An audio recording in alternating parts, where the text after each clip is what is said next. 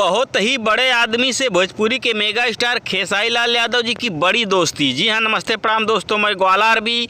दोस्तों, इसी दोस्ती के बारे में आज मैं आप लोगों को इस वीडियो में बड़ी जानकारी देने वाला हूं। तो दोस्तों, अगर आप मेरे चैनल पे नए हैं और मेगा स्टार खेसारी लाल यादव जी के सच्चे वाले फैन हैं तो वीडियो को दिल से लाइक करके ग्वालार भी चैनल को सब्सक्राइब करना बिल्कुल ना भूले। तो दोस्तों, मैं आप लोगों को ये बता देना चाहता हूँ कि दिल्ली हाई कोर्ट ने ये फैसला दिया था कि भोजपुरी के मेगा स्टार खेसारी लाल यादव जी 30 सितंबर 2025 तक सिर्फ ग्लोबल म्यूजिक जंक्शन कंपनी को ही अपना गाना देंगे। ऐसे में जो भी channel global music junction company से अटैच हैं उससे भी गाना आएगा, जैसे में खेसारी म्यूजिक वर्ल्ड, अन्नपूर्णा, ऐसे बहुत सारे और भी चैनल हैं। और हाल ही में खेसारी लाल यादव जी और ग्लोबल म्यूजिक जंक्शन कंपनी के बीच में बैठक हुई थी। बैठक में क्या बात विचार बना इसका कोई ऑफिशियल जानकारी नहीं दी गई, लेकिन हमें यही मालूम था कि खेसारी लाल यादव जी का जो भी गाना आएगा खेसारी म्यूजिक वर्ल्ड कंपनी से ही आएगा। अब बात रही कि जेम टीम्स कंपनी से खेसारी लाल यादव जी का गाना कैसे आ गया। तो दोस्तों, हमने इस चैनल का डिस्क्रिप्शन चेक किया,